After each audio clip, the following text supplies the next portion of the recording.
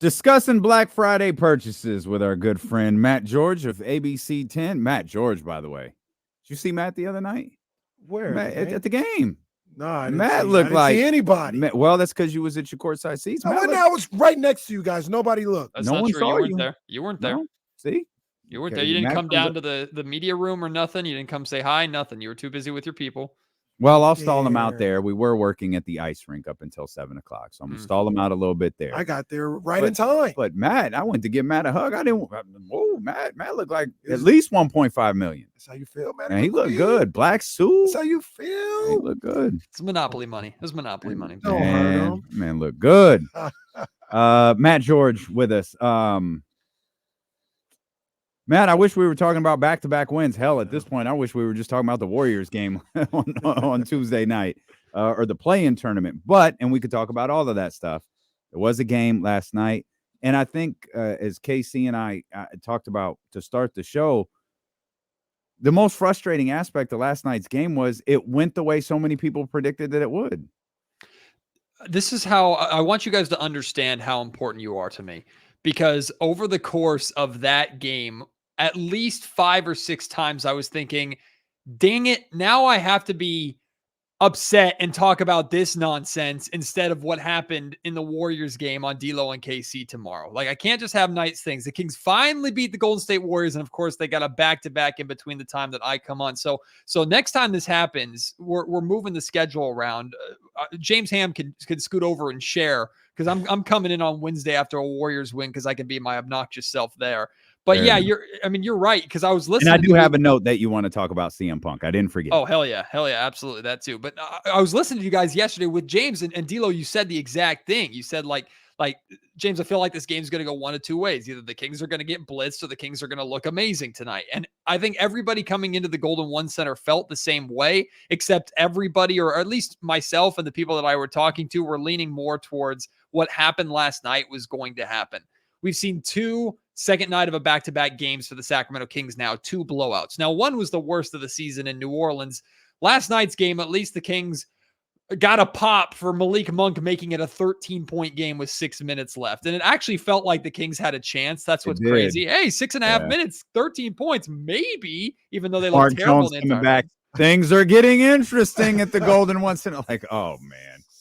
Oh, I initially had like an eye emoji tweet on Twitter, and then I deleted it aggressively because I'm like, I don't want to. I can't feel happy about this game becoming a 13-point game here with 6.5 minutes left in the fourth quarter. But like, I'm not, and I said this on the podcast last night. Like, I'm not. Spoiler alert: I'm not an NBA caliber athlete or an athlete. Period.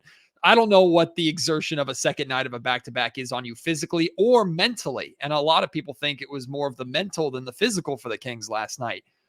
But I'm pretty sure you should not be being blown out every time you play the second night of a back-to-back. The Kings aren't making any excuses. It's a small sample size. They're going to have more back-to-backs going forward, and I think they'll be just fine. But 2 back-to-backs in, and in both games, the Kings just look gassed, drained, to shelve themselves.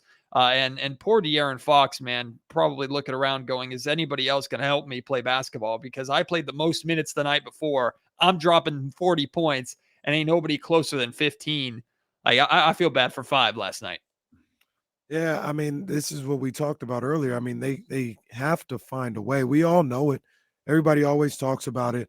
Oh, second game of back-to-back, going to be tired, going to be sluggish. I said earlier, hey, go get a C4.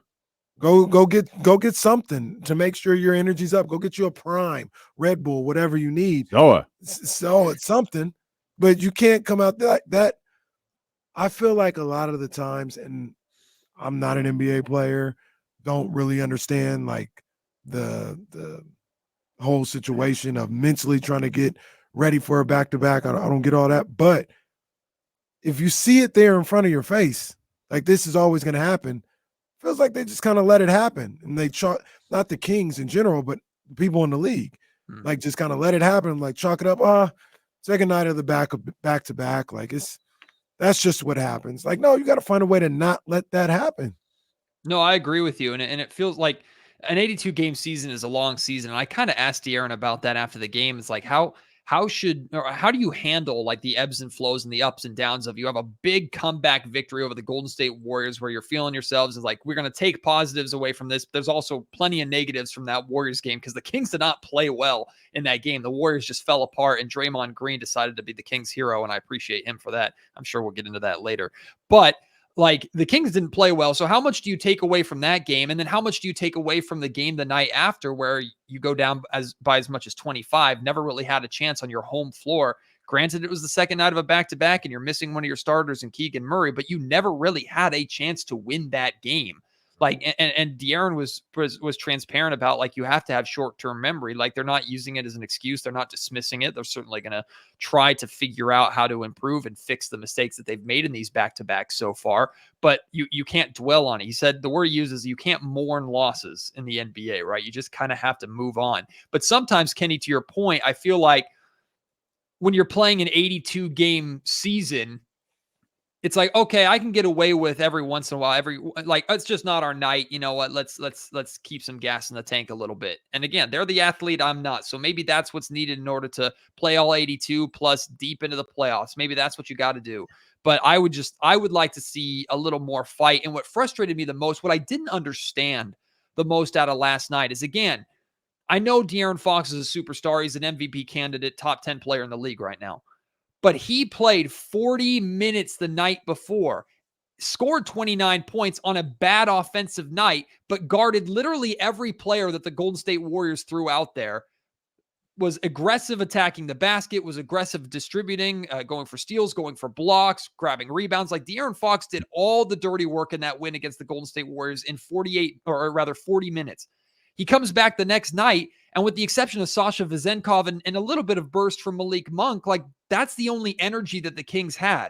So how is the guy that played 40 minutes the night before giving you all the energy and all the effort and all the hustle and all the intensity, and guys like Trey Lyles, Harrison Barnes, Chris Duarte, like these guys that played maximum 20, 25 minutes the night before, maybe a little bit more for Harrison. I think he was like 32 or something like that. How are those the guys that are getting blown by and beaten on the defensive end every single possession? They look slow. Like that doesn't make sense to me. Your leader played 40 minutes. He's playing. He's doing the job. And I get you sometimes need your star to carry you through when the rest of the team isn't playing well. But it wasn't just De'Aaron making up for a bad shooting night for the Kings. It was De'Aaron making up for the Kings being a runway to the rim every single possession. Like there was zero perimeter defense for Sacramento last night. Kawhi, Paul, James, all of them took full advantage of that.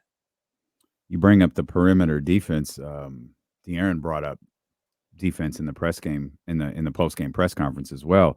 And I ask you, how much of an impact is Keegan Murray's absence? You just laid out a couple of Hall of Famers there, very, very capable scorers. More than capable scorers. How much is Keegan Murray's absence impacting this team on the defensive end? Guys, I think Keegan Murray, if he's not the best defender on the team, he's top 2 or top 3 already, which might not be a good thing. But I would argue Keegan Murray's the most important defender on the Kings team, because that wing position is arguably, I mean, I know the point guard is incredibly important, but like wings in terms of like scoring and being able to defend wings, I think is essential. It's the foundation to a good defense, is having someone who can handle an opposing team's wing. And the Los Angeles Clippers are loaded with play. Like Paul George didn't have to do much last night to win, and he is capable of going off at any time. Kawhi Leonard's been struggling this season. He finally goes for 30 plus, and he didn't look like he had to work that hard. James Harden scored 17 of his first 20 of his 24 points. 17 of them came in the first quarter. So, like, I'm not saying Keegan Murray could have guarded all of them, but I have a feeling the Kings' perimeter defense, and especially the defense on Kawhi Leonard, would have been significantly better had Keegan Murray been out there. So to answer your question, D'Lo, I think it's a major impact. Now, again, if Keegan Murray in his second year is the best defender on your team, yeah, you probably have a problem still. And that's for Mike Brown and this coaching staff to still try to figure out. But when it comes to defending wings, defending forwards, Keegan's been the guy this season. And at the very least, he's done what Mike Brown has asked against stars, which is just make him work. You can't necessarily stop him. You can't stop Steph. You can't stop Kawhi, or you can't stop Paul George, but just make them work. And Keegan's done that better than anybody else on this team so far. He does a great job of it so far. And just, we talk about his defense, but it's just an overall player. You know, overall, one of your top players. He's been gone for about a week or so, a little more than a week. So you're going to miss him. One of the other guys that is one of their best players, second best, third best, whatever the case may be, is Domantas Sabonis. In the last 2 games, he hasn't had these, great games numbers wise, and even just in real life. Like, I don't think he's played great. I don't want to, sugarcoat it or anything like that. Is there something that needs to be watched with that, in your opinion? Like, are you feeling some type of way about the last 2 nights we've seen him play kind of below his average? Yeah, there's only one aspect of last night's game with Sabonis that was completely unacceptable to me, and I'll get to that in a second, because like even in the Warriors loss, like, he didn't play well. And again, you want to see against any team, like no team more than the Warriors, you want to see Domantas Sabonis play well and kind of make a statement. And he's played decently so far against the Warriors so far this season. I think he played pretty well, if I'm not mistaken, in the home opener, which of course the Kings lost. But I mean, he still finished with like 10 assists, 8 or 9 boards. And I know he didn't. So it wasn't like his normal double numbers and things like that. Look, every player is going to go through a tough spell, and it's okay. Like, I'm not, every time Sabonis has a bad game, I'm not going to go like, you need more Sabonis. You can't, like, sometimes players are going to have bad nights. The only unacceptable aspect of last night's game to me was that Zubats completely outplayed him. That is unacceptable, because to me, that has nothing to do with the numbers that you're putting up in your struggles. That has everything to do with you're not putting in the effort. Like, Zubats completely outplayed him, was getting anything he wanted in the paint offensively, he out rebounded Sabonis. I don't know if their assist numbers were comparable. Certainly Zubats had more blocks than Domantas Sabonis did. Like, Zubats is a journeyman, solid, average starting center in the league. Domantas Sabonis, you are an all-NBA center. Even on a night where you're not scoring well or you're not grabbing a lot of boards, like, I need you to at least minimize the opposing center that you're playing, especially if that opposing center is not a all-star caliber center. Like, if you're beaten by a Nikola Jokic on Saturday, okay, yeah, it's Nikola Jokic. It's one of the best centers in the league. Joel Embiid, sure. Even a Bam Adebayo from time to time. All right, fine. But a Zubats, even when you're struggling, you cannot get beaten down as bad as Domantas Sabonis was last night. Well, don't get beaten down, Domas. Yeah. Do we over analyze Domas's bad games? We collectively, meaning you, me, all of us, everyone watching, listening. I think so, in the sense that when it feels like when Domas is having a bad game, De'Aaron Fox is put on an island, and when De'Aaron has to do kind of everything himself and go into everything himself mode, we look at the entire roster, right? We could question, hey, Kevin Huerter, why weren't you hitting your shots? Man, if Keegan Murray's been struggling from 3-point range this season, like, there's different aspects from this roster that you can point to, but immediately you go to the partner in crime, the other all-NBA player, the second best player on this roster, and you look at, hey, your star, your number one guy's doing this. Where were you? So I think that's kind of natural to naturally kind of look at Sabonis and overanalyze Sabonis. And I actually had a segment on last night's podcast where, in the spirit of the holidays, I was asking the audience, like, tell me if I'm being too much of a Scrooge or if I'm being fair. And that conversation that I just had about Domantas Sabonis came up, because I feel like I would be being a Scrooge if I was upset about Sabonis having a bad night on the second night of a back-to-back, because again, bad nights are going to happen. But I don't think I'm being a Scrooge with losing your assignment as bad as Sabonis did against a player that it's unquestionable that he's better than.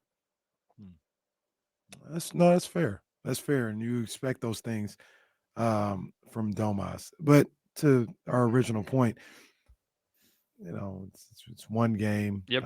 At the end of the day, Domas is going to be putting up close to 20 points and 12 rebounds a night. And I bet the next time he sees Zubac, I think they play like a week. He's going to get these hands. Right. There's going to be some work given out. Yeah. So, yeah, I agree. I think we overanalyze it for whatever reason. One of the reasons why I said that earlier, Matt, and tell me what you think, is Domas's game isn't centered around scoring so much. He's a ball distributor. His best trait, some would say, is passing. I think it might be his rebounding. But hell, scoring might be his third best trait, and people don't really look at that. They look at all NBA. They seem to do this with Draymond for whatever reason. He gets to be really good at one thing and garbage at everything else. But they don't do that for Domas. They don't say, oh, he's a great rebounder or a great assist guy. But, where's his 25 points per game? They don't do that for him for whatever reason.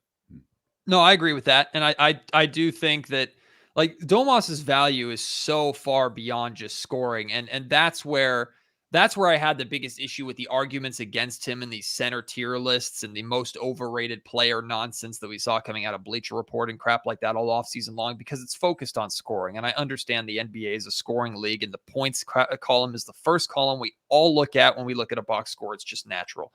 But if you actually watch Domantas Sabonis play, you know that his impact on a game is getting everybody's scoring column to look better than his. Like that's what he does. That's what makes him the best too. Sometimes to a fault. Sometimes where it's like Domas go up, man. He'll pull down an offensive board and he'll be looking around for who's on the who's open on in 3-point range for the kick out. Like where's Kevin? Where's Keegan? And I get it, but also like Domas is capable of getting his. The only thing with Domas that I was really frustrated about in the Warriors win was that like he did not get outplayed by Kevon Looney. Kevon Looney barely did anything in that game. And I'm pissed because I needed one more assist from Kevon Looney to actually win on Prize Picks, but that's a different story for another time. How dare Kevon Looney? The one time I need him to do something, he doesn't do anything. But Domas still passed up. He was still a little hesitant on taking those mid-range jumpers. And it's just like, just take that shot. Just take it. Like, and to me, it's just, that's the Warriors being in his head still a little bit. And it's natural. I understand that. Other than that, like, I did not have that big of a problem with anything Domas did on Wednesday, even if I know, was it Wednesday? Yeah. No, Tuesday. Even if I know it wasn't his best game. And then again, last night, the main problem that I had with Domas was just him being beaten down by his assignment. So I think we do overanalyze Domas and we focus too much on the scoring aspect of things when what he brings to this team and the irreplaceable element of Sabonis is what he does for everybody else, which is to us who actually watch the Kings obvious, but to so many people who don't watch the Kings, who still write about the Kings, seem to think that Sabonis isn't doing enough or isn't good enough for the all NBA label. I do want to talk about the Warriors game with you a little bit, but before we do, you've brought up Sasha a couple of times. Feels to me, Sasha Vezenkov might be starting to like carve his spot into like the rotation. You got your starting five, of course, with Keegan back. You got your starting five. You've got Malik. You've got Trey.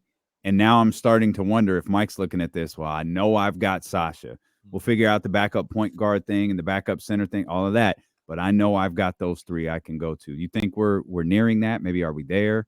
He's looked really solid the last couple of nights. I thought Sasha was superb at the end of the Warrior game. I mean, for him to play 15, flirting with 16 straight minutes and to close that game down the way that he did. And it's not just the scoring impact, because I think he only had like 8 points, hit a couple of threes. Sometimes he took a couple of almost heat check threes without being hot. And I was like, Sasha, you Euro MVP, you're going for the big shot. And I appreciate you for it. And he wasn't alone with that. Sometimes the Kings settled a little too much for that 3-point shot at the end of the Warriors game. But regardless, defensively, like James Ham and I were sitting next to each other. And I think James even made the comment to me last night, like he's so far beyond what I thought he was going to be defensively. And either he's improved dramatically over a short period of time, or he just is now finally getting the playing time and to kind of showcase it a little bit. Now he can still get a lot better, right? Mike Brown's not ready to sing his praises and label him as an essential piece of an improved Sacramento defense, but he's working. He's moving his feet a lot quicker than I thought he would. He's not just swiping at the ball, which former European players that have played for Sacramento have had issues with, sometimes defending with their hands and swiping instead of using their feet. Sasha does a good job of using his feet. He's come flying in for blocks randomly out of nowhere. We're like, okay, Sasha, I see you. Like, it's gotten to the point where, and I know we've only had a small sample size of Trey Lyles because of the calf injury that he was dealing with, but like JaVale, sit down. Alex Len is out. Like I need the 4 or 5 of Vezenkov and Lyles that we spent so much time talking about during the offseason of how do you get these two to play together? Because Trey Lyles is still a perfect fit player on this Kings team. Just an absolute perfect fit. Everything you need from a player of that position, Trey Lyles provides Sacramento. He didn't have the best of games last night, still had 11 points, I think. No, it was maybe 11 points against the Warriors. Either way, like he's really only had one. These back-to-backs or box scores are beating up Matt George. I don't know. Who knows?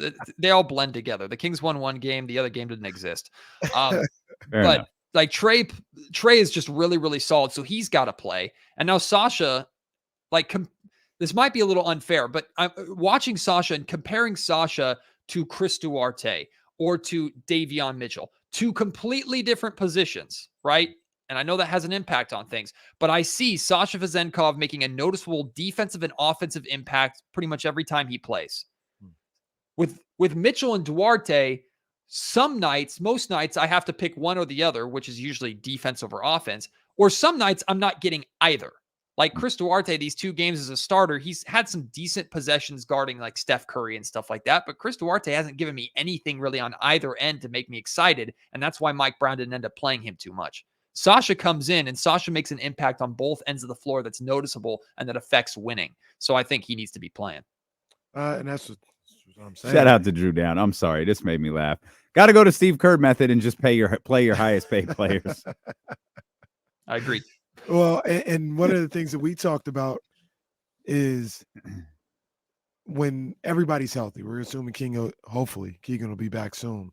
You got your 5, and it seems like the next 3 guys should be solidified with Trey, Malik, and is Sasha in that now for you, Matt? Or is it the whole argument, or not argument, but discussion was more about Mike Brown not having a set rotation?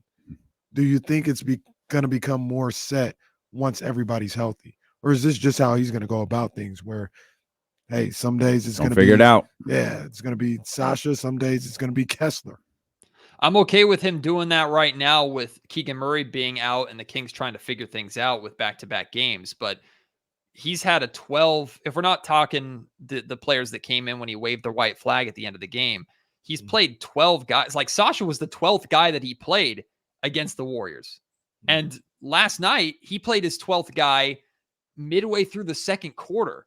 So it's a little bit of grasping at straws for Mike. And I understand him looking at his bench and going, someone play the way I need to play, because these guys that are playing aren't doing it. And that's where I respect him and how he's different from Steve Kerr in the sense that if you're not giving it to him, he'll go in a different direction. I mean, he even played like he had Domantas Sabonis sitting down for a more extended period of time because Domas wasn't giving it to him on the defensive end last night. Like Mike's not afraid to make that move. Whereas as we saw Steve Kerr, hey, Moses Moody, you're killing it right now. Sorry, Klay Thompson's got to play. Draymond Green's got to play. Come sit down. So like that's a big difference to me. Once Keegan does come back, I do think we're going to start to see more of a set rotation again. Mike has had to juggle injuries more to start the season than he certainly did last year. And when we see those rotations start to be set, Kenny, I agree with you. I think if it's the solid set 8, I think Sasha is 8. I mean, Monk is 100% 6. And I think Trey Lyles is if he's not there yet, I think Trey Lyles has to be 7. And the only reason I'm hesitant is just because he hasn't played as much with the calf injury. It's not because of who he is as a player. So I think Sasha's probably 8. And at that point, 9 is freaking wide open. It could be Duarte, it could be Mitchell, could be Keon Ellis, could be Kessler Edwards. Like 9, there are a lot of open opportunities for players if they step up right now. And as we know, Mike Brown is the land of opportunity. If you step up and show him what he wants, he'll play you. Hell, he might even start you next night. Yeah. And that's really what Sasha did against the Golden State Warriors the night before. If you were to describe that game to someone who didn't see it, what would you start with? What would the first thing? Hey, I didn't get to see the Warriors game 2 nights ago. What would be the first thing you told me? Draymond Green almost wore a Kings jersey. No, with us. Well, Draymond Green is one of us. No, like, and that's the fun that I had on the podcast, and because like Draymond single-handedly, well, I shouldn't say that. Yeah, I'll say this. Draymond single-handedly changed the game in favor of the Sacramento Kings in that fourth quarter. He did it himself. Like the Golden One Center crowd that wasn't Warrior fans was struggling to get into that game. Like when you're down 24, that's understandable. And I know the Kings were making a little bit of noise. And when Draymond picked up the technical foul, the Kings were up by got loud. 9. Mm-hmm. And Warriors then up by Warriors 9. are by 9. Sorry, yes, Warriors were up by 9. Malik hit the technical free throw to bring them up by 8, and then Draymond decided, "Oh, I'm mad, I'm macho, I'm going to show people up again," and decided I'm going to guard Malik Monk with the full intention to hack him and send my message that has nothing to do with my team and everything to do with me, and that just fired up the Kings crowd even more. And then Steve Kerr pulls him, but at that point, all the momentum is in the favor of the Kings, and lo and behold, when he comes back into the game 3 minutes later or whatever it was, the Kings were up 1. So shout out Draymond Green. Like Draymond deserves a massive assist. I said, don't give him the defensive player of the game crown because that belongs to the Kings, but dust off the chain and put it around his neck and send him back to San Francisco with it and let him hold it for a day. Like he deserved it. The Kings send the chain to the Warriors locker room and a photographer so they can take a picture. Somebody get the fog machine. We got to send Rachel to San Francisco. We just watched the game a couple of minutes ago. It was on the TV. It didn't even dawn on me live. It really, as Matt was describing it, the ridiculousness of it hit me even stronger because even in those moments, point differential was so important in that. That's a good point. He just willingly gave it up. Like he didn't care. Even if you're thinking, oh, we're still going to beat this team. If you beat the team by 11, yeah, you got your regular season win, but you don't advance to the tournament. Like that was a thing. And man, it just amplifies how his poor decision making was such a strong influence on that game. How selfish he is. And I didn't even get to the best part, which is he comes back in the game. He has 1 defensive rebound. He has 2 fouls.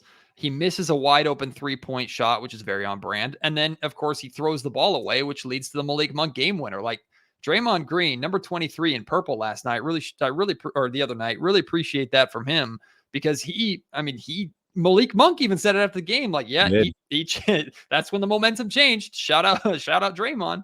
Steve Kerr didn't realize it till he saw the film. Steve Kerr pointed it out. I think it was with Willard and Dibbs yesterday is where he first said it. It's like, yep, Draymond shifted everything. Oh, my bad on Moses Moody. Yeah. Probably shouldn't have done wrong. that. Yeah, probably shouldn't have done that. That man left him right. Poor Steve Kerr. Thoughts and prayers, Steve Kerr. Nah, he deserves it. He deserves it. Well. He did a terrible job coaching at the end of the game, but I also understand. I think he's trying to salvage personalities more than win basketball games at the moment. It was funny, man. Talk about like De'Aaron and Draymond. Like Kevin Huerter gets no love for what he did 2 nights ago. The new Harrison, like, Kevin Huerter was fire on Tuesday night, but so much silly. I mean, Malik, he had the same amount of points as Malik did. Yeah. But that's what's crazy though, because I don't know if you guys saw it on Twitter because I heard you discussing it yesterday, and Kenny, you brought up that Mike, like it seems like Mike has full freedom to make changes and make decisions that affect winning basketball games at the expense sometimes of players' playing times and their egos and things like that. So I asked Mike about that before the game started last night. Yeah. And like I asked him how unique that was because Harrison has been playing really well. Harrison barely played in the second half of that game. Kevin Huerter was the reason why the Kings probably weren't down by 30 in that first half. And Kevin Huerter didn't do too much in the second half because he kind of passed the torch a little bit to Fox and Malik and how that game ended, and even Sasha to some extent. Like Mike has the freedom to, man, you did your job. You've been lights out in the first half. You've been playing really well recently. Right now, our best chance to win is you sitting down. Right. And the players aren't upset about that. Or if they are, they keep that to themselves, which I think is what they're supposed to do as professionals. And they allow Mike to make the decisions, to roll the dice, as Mike says. If he gets it wrong, he's the one that takes ownership first and foremost, and he always has in post-game press conferences. But when he gets it right, it only reflects just the chemistry that Mike has built here, and the soul of the organization, as he calls it, right? And that was his speech when he first, his introductory press conference as head coach. He talked about the soul of the organization, and everybody has to be bought in. It just seems like it's so unique to this team that I mean, you can point to that alone as probably a major reason that they've won maybe 20, 30 ball games already over the course of Mike's career here in Sacramento. Yeah, I agree. I think it's super essential to be, like you mentioned, just being able to do what's best for winning. And it fosters an environment of winning being the most important thing, not your contract, not your playing time, your points per game, or anything else like that. I know that this guy next to me is about winning. That's what they can do in their locker room. I know he's about winning. We got the same game plan. We're going for the same goal. And that starts with Mike Brown. That starts with Mike Brown. I think some of the stuff that happens when he allows his players to kind of push back at him if he's doing something out of pocket, like arguing with the refs too much or anything like that, and allowing Malik Monk to be like, hey, you're doing too much, coach. And he'd be like, you know what? You're right. You're right. I think that breeds respect, that breeds a camaraderie of sorts from the coaching staff and the players. And it gives them the leeway as coaches to go to Malik Monk and say, hey, you're not handling business right now. I'm going to sit you, or you need to get yourself right, because they respect that if the shoe's on the other foot and Mike isn't doing something he's supposed to do, that they can come to him and say the same thing. It's kind of a fine line a little bit. Yeah, it's tough. But they're walking it perfectly right now. You have to have a locker room that's willing to be coached. You have to have a staff that's willing to be held accountable, and you have to have a head coach in the middle of it that has enough respect for everybody and self-respect, and also a little bit of humility to be able to hold it all together. Like, it's just something that, like, Mike, I don't think will take credit for it. He told me last night that it is unique to this group, and he'll give all the credit to the players for their buying in and all the credit to his staff for helping him out. But it all requires Mike to kind of keep everything together. And I don't know. There are amazing head coaches in this league right now, Hall of Famers for sure. Like, I know he's a student of Greg Popovich to some extent. I don't know if he learned this from Pop. I don't know how many coaches can say they are able to do what Mike Brown is doing in Sacramento, not just winning, not just leading the Kings back to success, but getting this kind of buy-in, managing it as well as he is, while also trying to improve. He's not doing this with an established superstar roster. He's doing this with a roster he's trying to mold into a contender. Yeah. You excited for Monday? Hell yeah. I mean, I know the Kings play Saturday. I'm obviously talking about the in-season tournament. Like, you're all in on the in-season tournament. I love it. I love it. And I hope the Kings make it for a chance to go to Las Vegas, because that means I get to go to Las Vegas in December, which I'm excited about. But so selfishly, I'm rooting for it. But it's also a chance at kind of a little bit of revenge against the New Orleans Pelicans, right? A team that might just be a bad matchup for Sacramento. Who knows? And that might suck that, hey, you won your group. Here are the Pelicans. Here's your consolation prize. So that's the, I guess, the case of the second seed. But you got beat twice in New Orleans by this Pelicans team. The second time you had a chance to win that game and kind of let it slip away. So they're not unbeatable.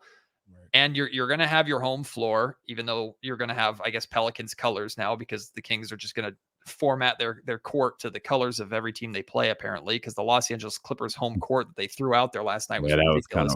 That was a little goofy. But like, yeah, I'm an old man about it, and I will never stop being an old man about it.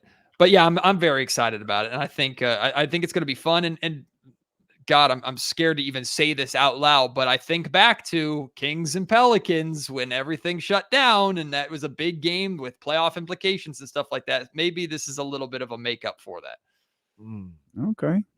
You want to weigh in on CM Punk before we go to Thursday night football and the Cowboys and the Seahawks? I just want Kenny to know that he's not alone, because I saw the moment and I was just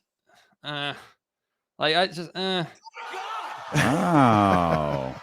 Are you like not a Punk fan, or do you Or are you just indifferent about it?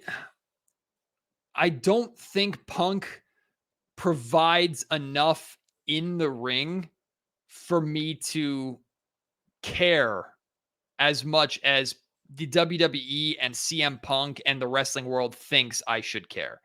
I think Punk is phenomenal on the mic, even though I thought his comeback promo was A little toned down. is a little like it just felt like PG Punk a little bit, like, and it was very similar to kind of his first AEW promo, which is like, are we just on the same path? Is something crazy going to happen? I'm intrigued to see, because I, like D'Lo, believe that if anything that happens in front of an audience is part of the show. So the Seth Rollins freak out, the Rhea Ripley, the Drew McIntyre, whatever it is that happened, like, I think it's all part of the show. And I think the WWE would be foolish not to build on this idea that Punk is hated in the locker room and that he can overcome that. So I'm not necessarily too worried about that aspect of it. But I watched a few of Punk's matches in AEW, and I didn't think any of them were particularly good. I think he was carried by every wrestler he wrestled against. So, okay, we get Rollins versus Punk at Mania, night 1, main event. Great. Seth Rollins better carry the hell out of that match. Punk will probably sell the hell out of the match itself, and the promos building up to it would be sick. But the match itself, I think you're underappreciating Punk in the ring. You are correct that the work in AEW wasn't particularly great. He is older now, so we've got to, he's going to require guys like Seth and so on to carry him. But we've got to